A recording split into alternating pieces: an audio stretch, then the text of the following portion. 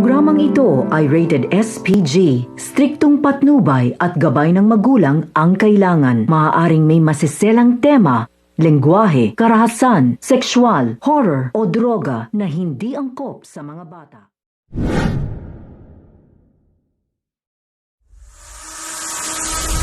Nang hindi nga gumana ang plano ni Tony Lily ay hindi siya matatahimik na ito ang sisira sa kanyang pagkatao at pagiging panalo niya sa presidente.